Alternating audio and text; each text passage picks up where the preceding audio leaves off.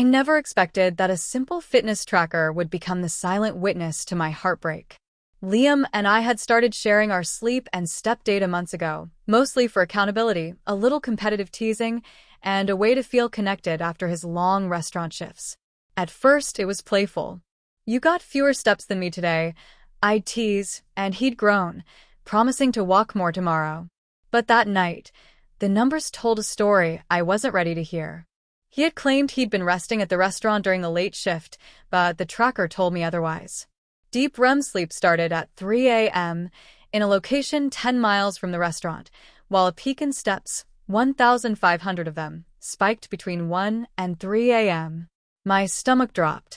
I stared at the screen, scrolling back and forth, checking timestamps, GPS coordinates, activity graphs, anything that might make this a mistake. But the data was precise, unyielding, and merciless. I felt a wave of disbelief, tinged with that physical ache you feel when reality hits too sharply. I trusted Liam. I had believed in him, in us, in the comfortable life we'd built together. And yet here was incontrovertible proof that he had been hiding something from me, something that wasn't trivial, something that violated the very trust one had extended without hesitation. My professional instincts kicked in. I'm a health and wellness coach, trained to dissect routines, data, and behavioral patterns, but the usual calm, analytical detachment faltered. This wasn't about calories or sleep cycles. It was about honesty, about a foundation that had just crumbled beneath me. And it hit me then. If Liam could lie so casually, so consistently, what else had I been denying in my own life? I drove aimlessly, gripping the steering wheel as I replayed the data in my mind. Every step, every REM cycle, every coordinate became a symbol of the life I had been pretending was real. It wasn't just Liam.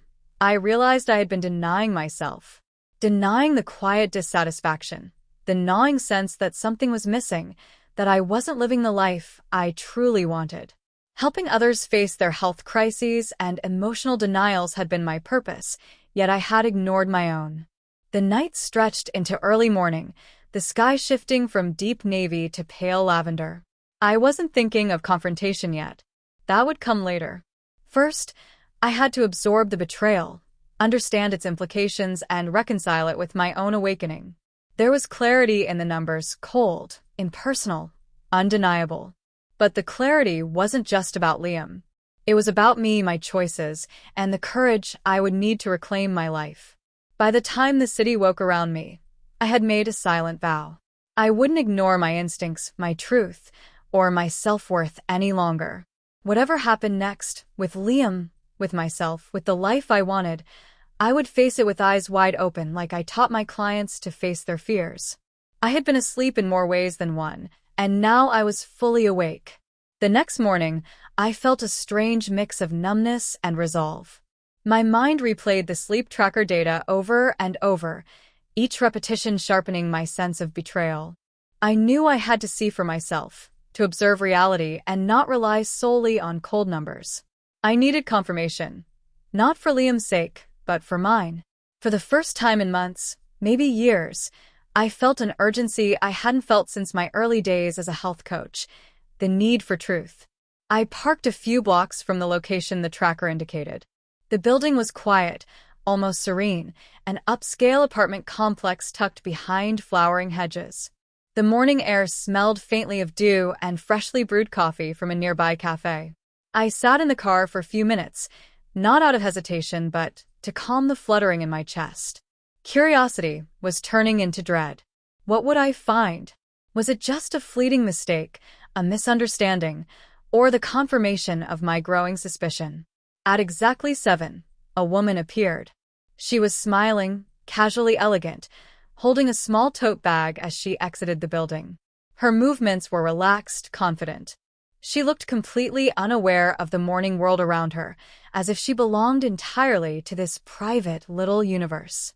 My stomach tightened. That smile, that presence. I recognized the subtle fragrance lingering in my memory, sweet, almost floral, the kind that lingers on clothes and hair. Katia, The pastry chef, the woman whose name I had heard in passing at the restaurant, always jokingly praised by Liam, but whom I had dismissed, trusting in his casual reassurances that nothing was happening. 5 minutes later, Liam emerged. He was in his chef whites, tired but composed, a coffee cup in hand. He didn't look guilty, didn't glance over his shoulder, didn't check for witnesses. His behavior was casual, habitual, as though this was routine. And in a single gut-wrenching instant I realized it was. This wasn't a one-time lapse. It was a ritual, a shared routine. He had built a parallel life that existed comfortably beside mine, and I had been blind to it. The betrayal wasn't just romantic, it was methodical, almost clinical in its execution. I had thought myself perceptive, careful, attentive. I had prided myself on noticing patterns, on helping clients uncover truths they didn't want to face. And yet, Liam had orchestrated this dual life under my nose, using the very routine I thought I understood as camouflage. Every step he took, every minute he spent, every corner of the city he navigated, it had all been calculated, hidden in plain sight. I didn't confront him. Not yet. Not here. The hurt was too raw, too personal, too physical. My hands trembled as I gripped the steering wheel, my mind a swirl of images, memories, and calculations. I was furious, yes, but I was also calm in a way that surprised me. The panic I might have felt years ago had been replaced by focused clarity. This wasn't about revenge yet, it was about comprehension. Understanding the depth of the betrayal, the patterns, and the lies. As I drove away, I allowed myself a strange, almost hollow detachment. I replayed the tracker data alongside what I had just witnessed, connecting timelines, behaviors, and routines. Every step, every signal, every word from the past months that I had brushed off now revealed itself as part of a larger, insidious pattern. The dissonance between who I thought Liam was and who he truly was became a stark, almost painful contrast.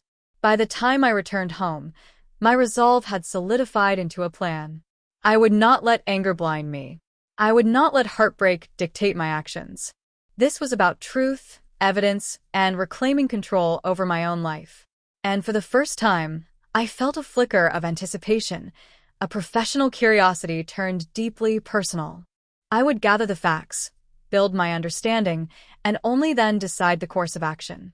Liam's duplicity had awakened a part of me I had long neglected, the unwavering, methodical investigator, the woman who refused to be fooled, the woman who demanded honesty from herself as much as from anyone else. That night, I reviewed every step, every timestamp, every anomaly. I cross-referenced locations, timelines, and habitual routines. I felt a strange satisfaction in my meticulousness, a small thrill at reclaiming control over my world. Liam may have been living in two worlds, but I was about to become the one who defined reality.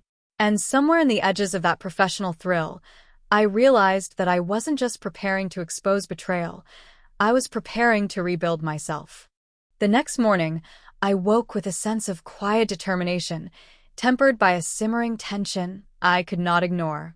The previous day's revelations had settled in my mind like a slowly forming crystal, sharp and clear. Liam's routine was no longer a theory, it was a documented truth, confirmed both by the tracker and by my own eyes. I needed to confront him, but not blindly. This was about precision, control, and reclaiming the power that had been subtly stripped from me. I sat at the kitchen table with my laptop open, reviewing the timelines again, double-checking the tracker data, cross-referencing the apartments and timestamps. Every detail pointed to a comfortable duplicity on Liam's part, and with every new connection I made, a chill ran down my spine. How many nights had he returned home, calm and casual, while I slept beside him, trusting? How many mornings had I prepared coffee, smiled, laughed, and never suspected the truth lurking so close? My anger burned quietly, like coals beneath a thin layer of ash. When Liam finally appeared in the doorway, I didn't rise. I didn't speak. I simply gestured to the chair opposite me, and he took it, puzzled. His expression carried that faint, practiced charm he often used to smooth over minor grievances, a smile that said, "Everything is fine. I can handle it." But this time, I felt no hesitation, No awe, no softening at the familiar lines of his face. The power balance had shifted. "I know about Katia," I said, my voice calm, measured, but carrying an edge that made him pause mid-breath. His eyes widened slightly, searching my face for some indication of doubt, some hesitation he could exploit. But there was none. "I've followed the data. I've seen the locations, the timestamps. I've confirmed the routine. And I know what you've been doing." He opened his mouth, but I cut him off. "No explanations, Liam. No denials. This isn't a conversation about your feelings. This is about facts." I slid the tracker printouts across the table, along with my own notes, highlighting patterns of deception and opportunity. The lines connecting times, places, and behaviors made it impossible for him to twist the narrative. He leaned back, running a hand through his hair. "I didn't mean." "Save it," I said sharply. "I'm not here to negotiate your conscience or argue morality. I'm here to make decisions. And I'm done being manipulated or pacified by excuses." A silence filled the room, thick and heavy. I could see him weighing his options, calculating how to salvage some control. But the truth was, the control had already shifted. I held the map, the proof, the unyielding knowledge of his duplicity. And in that moment, I realized something important. The confrontation wasn't just about calling him out. It was about asserting my right to act decisively, without fear or hesitation, in my own life. I continued, my words deliberate. "I've already reached out for help. I'm going to take steps to ensure my space, my privacy, and my emotional safety. And you will not be part of the process. This is about me. Everything you've done has consequences, and I'm ready to enforce them." His face fell, a mixture of shock, guilt, and a reluctant acknowledgement that he had underestimated me. I saw the first real crack in his confident facade, and it felt almost satisfying, though I didn't allow myself to linger in that satisfaction. My focus remained forward, on strategy and resolution. When he opened his mouth again, I shook my head. "There's nothing more to say here. I've documented everything. I've taken precautions. From this moment, I act on evidence, not on hope or trust. You will respect the boundaries I set, or face the consequences. That's all." I stood, feeling the sharp clarity of my rebirth in every muscle and thought. The confrontation had not been about reconciliation or even revenge. It was about reclaiming my autonomy, my control, my dignity. Liam's presence in the room was irrelevant now. What mattered was my response, deliberate and unwavering. And as I walked to the door, I felt a flicker of anticipation for the next steps, for reclaiming my life, for aligning with someone who would value truth as fiercely as I now demanded. Someone like Gabriel. The thought brought a small, private smile to my lips. The confrontation had been necessary, but it was only the beginning. After the confrontation, I felt a strange mix of liberation and tension. Liberation because I no longer tolerated deception in my life. Tension because I knew taking decisive action would require more than just confronting Liam. I had proof, yes, and the knowledge of his duplicity, but the next step demanded subtlety, precision, and an alliance I could trust implicitly. That alliance was Gabriel. I had known Gabriel for years, my quiet, observant neighbor, the one who often appeared when I needed support but never intruded. He had a reputation for discretion, technical genius, and an unwavering moral compass. Unlike Liam, Gabriel didn't wear charm like a weapon. He wielded competence like armor. And now I needed him to be my armor. I reached out with a text, brief and factual. "Need your help. Discreetly. Urgent." I didn't elaborate. I didn't need to. Within an hour, he arrived, calm and professional, carrying a laptop and a notebook, as if he'd anticipated the moment. His presence was grounding, like a steady current running beneath a turbulent surface. We sat at my kitchen table, and I handed him the printouts, the tracker data, and my notes. I watched him read, his eyes narrowing with focus, absorbing every detail of Liam's double life. There was no shock, no judgmental gasp, only the quiet intensity of someone who understood the stakes immediately. I see why you didn't go straight to action, Gabriel said finally, his voice calm measured. This isn't just infidelity. He's manipulating trust, schedules, appearances. He's weaponizing predictability. I nodded. Exactly. That's why I need a plan. Something clean, controlled, and irreversible. I can't just confront him and hope he changes. I need to ensure he has no foothold in my life, emotionally, digitally, or professionally. Gabriel leaned forward, his hands folding neatly in front of him. We can approach this systematically. Evidence first, then containment. We make sure you're protected. He won't see it coming because he assumes compliance, that you'll accept deception. We'll flip that assumption. I felt a surge of gratitude mixed with something warmer, something I hadn't allowed myself to feel for anyone in a long time. Gabriel's unwavering support, his respect for both my intellect and my boundaries, ignited a quiet spark of trust and anticipation. This was different from the tension-laden relationships I'd tolerated before. This was strategy, yes, but it carried the undercurrent of connection I hadn't realized I'd been craving. We spent hours devising a plan. Gabriel would help me create a secure digital archive of the tracker data, texts, and emails, encrypted and impossible to manipulate. We would draft a timeline of Liam's routine, mapping his deception alongside the exact consequences for his professional obligations. Every detail mattered. Every oversight could be exploited, legally and ethically, in a way that protected me entirely. By the end of the evening, we had a roadmap that combined technical precision with strategic foresight. Gabriel's analytical mind complemented my determination perfectly. I realized, with a thrill of clarity, that this wasn't just about revenge. It was about reclaiming control, asserting power, and designing a life in which honesty and competence were the only currency. As we packed up our materials, I noticed him lingering, his gaze lingering on me longer than necessary. "You've handled this exceptionally well," he said, a hint of something softer under his measured tone. I admire that. I felt my pulse quicken, a mixture of relief and anticipation. "It hasn't ended yet," I replied with a small, knowing smile. "But having you in my corner makes it possible." For a moment, the room seemed to shrink, leaving only the two of us and the quiet energy between focus and unspoken acknowledgement. I recognized the spark, the chemistry that had always existed but never fully surfaced, now intensified by the shared mission, the mutual respect, and the urgency of reclaiming my life.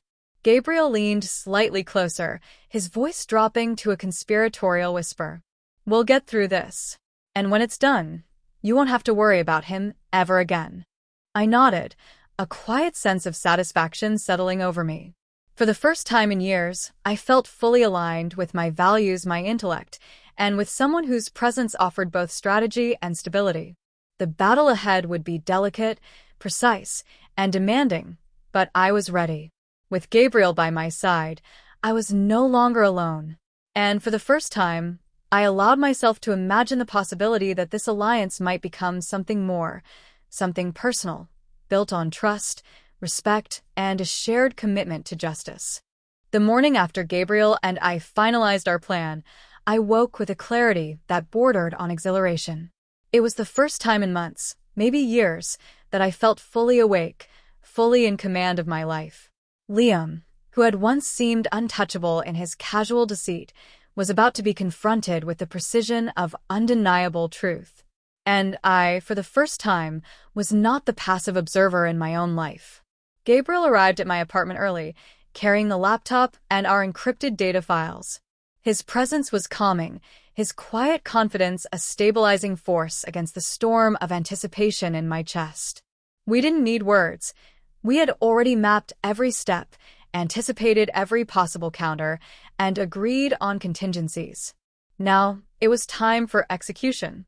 I glanced at the burner phone and tracker data one last time, feeling the weight of betrayal as well as the thrill of imminent justice. Liam had never considered the possibility that I would uncover his carefully orchestrated routine. He assumed complacency, assumed ignorance. He had no idea that every calculated step he took to conceal his infidelity had been meticulously recorded and analyzed. Gabriel and I moved with quiet efficiency. I drafted an official-looking digital report detailing the precise timeline of Liam's deceit, including the tracker data, timestamps, and photographic evidence where applicable. Gabriel helped me encode it into a professional format, one that was impossible to dismiss as conjecture or paranoia. Every piece of data was cross-referenced, every line mapped to its consequence. It was a masterpiece of meticulous strategy. By mid-morning, we had prepared a controlled delivery. Liam would receive the report anonymously, yet unmistakably from a source he could not ignore. Gabriel's technical acumen ensured the transmission was untraceable, and the presentation left no room for denial. I felt a strange thrill watching the final draft load on the secure server, knowing that every detail was airtight. As we initiated the delivery, I felt my pulse quicken, not with fear, but with a sense of reclaimed power. This was my life, my rules, my intelligence wielded as a weapon. Gabriel's hand brushed mine momentarily as he handed me the confirmation screen. The small contact was electric, a subtle acknowledgement of trust, alignment, and something far deeper than strategy alone.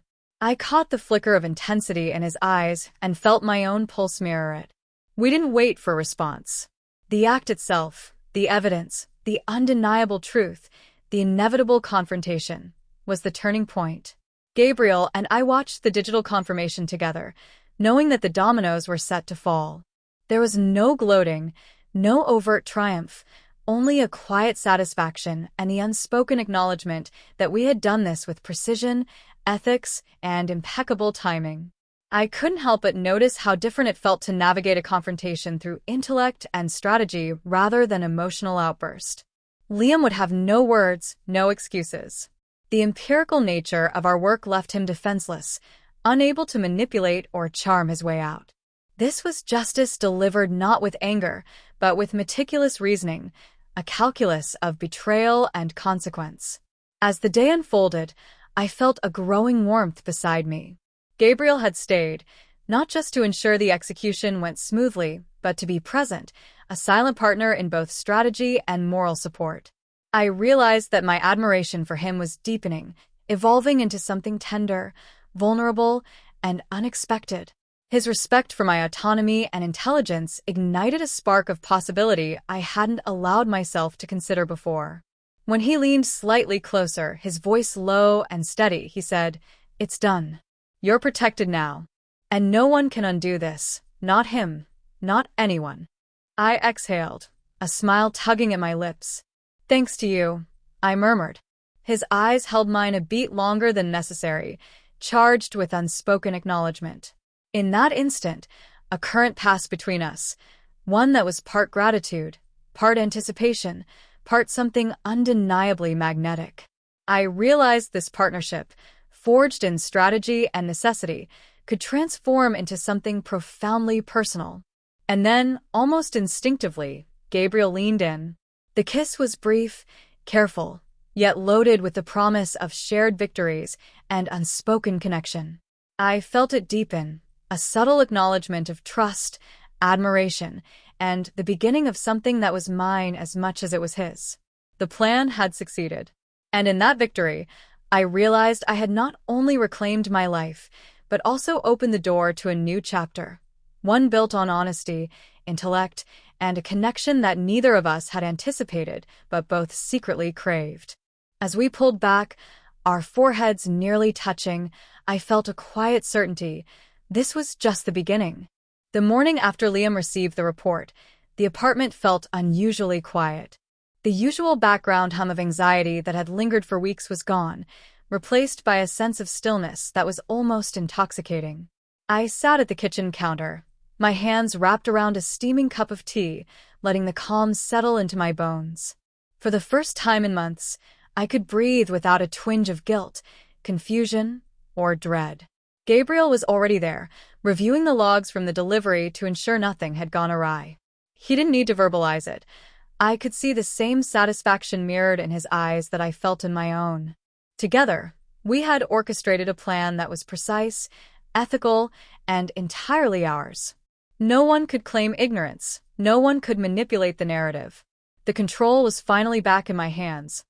I couldn't stop myself from glancing at him. There was something profoundly grounding about his presence. While Liam had thrived on deceit and charm, Gabriel existed in the realm of integrity, clarity, and unshakable confidence. He had watched over me without condescension, supported my decisions without interference, and, most surprisingly, acknowledged the subtle ways my own intuition and intelligence had guided the entire operation. "Everything is finalized," he said quietly, sliding into the chair opposite me. His hands rested on the table, fingers lightly tapping, a rhythm that somehow calmed my lingering adrenaline. "There's no way he can backtrack or cause any more disruption. You're safe." I nodded, feeling a wave of relief I hadn't known I needed. "It's surreal," I admitted. I kept thinking I had to handle everything myself. I didn't trust anyone, and yet, with you, it felt effortless. Not effortless in a careless way, but like a perfect alignment of strategy and trust. Gabriel's lips curved in that faint, almost imperceptible smile that always made my chest tighten. "You did all the work, Naomi. I just helped channel it." You've been stronger than you realize." His words brought warmth to my chest, an unfamiliar but welcome sensation. It was not the adrenaline rush of revenge, but the steady comfort of being truly understood, of being supported without judgment or hidden agenda. I felt my mind and heart settle into a rhythm that had been missing for far too long.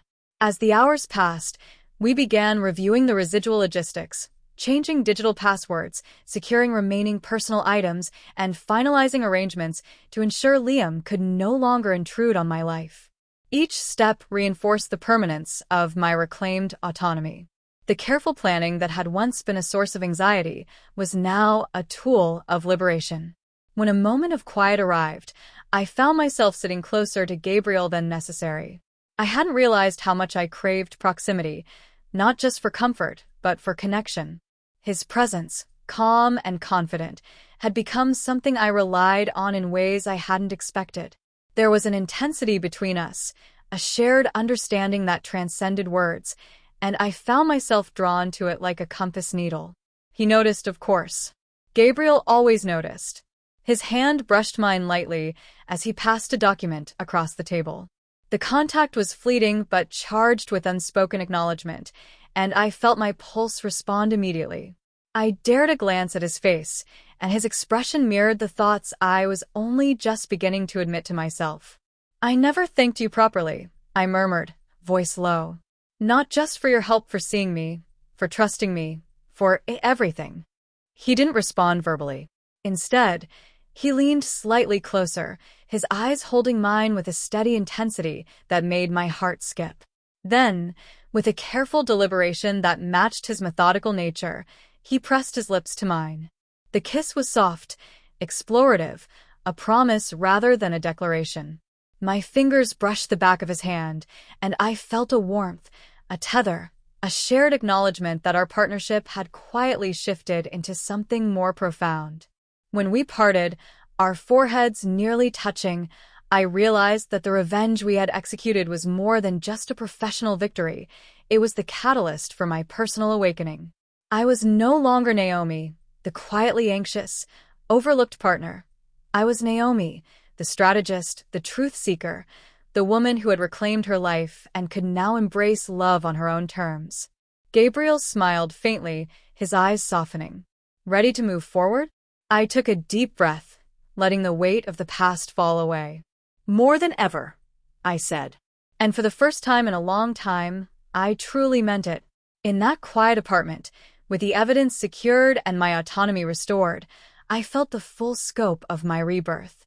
I had survived deceit, reclaimed my life, and discovered that genuine partnership, intelligent, ethical, and deeply connected, was possible. And perhaps most unexpectedly, it was already standing beside me, hand in hand, ready for the future we could build together. The days following Liam's final departure were eerily calm, almost deceptively so.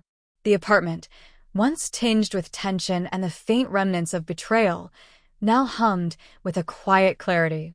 I moved through the space with a sense of ownership I hadn't felt before, every corner, every shelf, every room a testament to my reclaimed autonomy. The emotional weight that had kept me awake at night was lifting, replaced by the steady pulse of purpose and possibility. Gabriel had been with me throughout this transition, not only as a strategist and technical partner, but as a steadying presence I had come to rely on in ways I hadn't anticipated. He was meticulous, quietly brilliant, and fiercely loyal. His approach to life mirrored mine in an unexpected but profoundly complementary way, measured, strategic, ethical, yet capable of sudden, calculated brilliance when the situation demanded it. I realized that his presence had become more than support. It had become a foundation on which I could rebuild not just my life, but my confidence and self-worth. I spent the morning reviewing the final steps to ensure Liam could never re-enter my life. Passwords were permanently changed, access to digital accounts restricted, and all personal belongings that had lingered from the past carefully sorted and removed. Each action reinforced a growing sense of closure, a tangible boundary between the life I had endured and the life I was now actively choosing. Gabriel stayed nearby, quietly observing, offering subtle guidance only when I hesitated. "You're thorough," he remarked casually, though I could detect a faint edge of admiration in his tone. "I think you're the only person I know who would find satisfaction in reclaiming control with such precision." I smirked. "It's the only way I know how to survive chaos. Plan, execute, finalize." Yet, beneath the professional veneer, my heart skipped when our hands brushed as we reached for the same stack of documents. There was a warmth in the contact, an unspoken connection that had been building since our first strategic discussions, now quietly asserting itself as something far more personal. By midday, the apartment was officially ours, a shared space that no longer carried shadows of deceit or past mistakes. I sank into the couch, letting out a deep, long breath. The silence was no longer oppressive, it was restorative. Gabriel sat beside me, close enough that our thighs touched lightly. I felt a shiver of anticipation, a thrill of intimacy that had nothing to do with lust and everything to do with trust, respect, and shared history. I never realized how much us, could feel like this, I admitted, voice soft, almost vulnerable. I've spent so long managing everyone else's chaos that I forgot what it felt like to just breathe freely with someone who actually sees me. Gabriel turned to face me fully, his expression calm, yet intense. "I've always seen you, Naomi. You just didn't always trust that people would. You were too busy proving yourself to the world." Me? "I'm here for the quiet victories, and the real ones too." The words left no room for doubt. I reached out, resting my hand against his, fingers intertwining naturally. The warmth of his grip grounded me, solidified the growing certainty that I had finally found someone whose presence wasn't complicated by lies or manipulation. It was a partnership built on intelligence, ethics, and mutual respect, a rare alignment of mind and heart. I leaned in slightly, testing the waters. Gabriel responded instantly, closing the remaining distance between us. Our lips met in a slow, deliberate kiss, exploratory and tender, yet brimming with the weight of everything we had navigated together. It was not a kiss of urgency, but a kiss of understanding, of recognition, of shared triumph. My pulse raced not just from passion but from the realization that trust, integrity, and vulnerability could coexist with desire. When we parted, our foreheads rested against one another, and I could feel the steady rhythm of his breath. "This feels right," I whispered. He nodded, his hand gently cupping my cheek. "It does. It finally does." The day faded into evening, and with it came the tangible sense of a new beginning. Together, we arranged the final details of my life's restructuring. My professional accounts were secured, my personal space reclaimed, and my emotional boundaries clearly defined. And through it all, Gabriel remained at my side, not just as a partner in strategy, but as a partner in life, in the truest sense of the word. For the first time, I felt the full scope of my rebirth. I was no longer merely surviving, merely reacting. I was living deliberately, with clarity, and with someone who matched me in intellect, integrity, and heart. The chaos of the past had forged a new, resilient version of myself, and standing beside Gabriel, I realized that the future was no longer something to fear. It was something to build, together, one thoughtful step at a time. Morning light spilled through the apartment windows, catching on the freshly organized shelves and the new, orderly rhythm of my life. For the first time in months, maybe years, I could breathe without the faint, gnawing tension that had been my constant companion. Liam's betrayal was no longer a shadow over my existence. It was a closed chapter, filed away neatly alongside the lessons it had forced me to learn. And now, beside me, was Gabriel, quiet, steady, and entirely present, a living testament to how far I had come. We spent the morning reviewing the final threads of the plan to protect my life and career from any lingering remnants of deceit. Every digital lock, every account security update, every personal boundary reinforced a structure built not out of fear but deliberate intention. Gabriel worked alongside me seamlessly, his intelligence and precision complementing my own, turning what could have been tedious into a strangely intimate collaboration. "You've changed," he said softly, breaking the comfortable silence as we reviewed the last folder of files. "Not in a way that scares me. In a way that inspires me." I smiled at him, letting the corners of my mouth curl with warmth. "I've had to," I admitted. "Sometimes chaos forces clarity, and sometimes clarity forces courage. You've been there for both." His gaze lingered, thoughtful and intense, and I felt the pull of something deeper than gratitude, a magnetic connection that had grown stronger with every shared strategy session, every tense conversation, every quiet reassurance. I realized that our partnership wasn't only professional, it had become the foundation for something profoundly personal. The first hint of nervous excitement crept through me as I set the last files aside.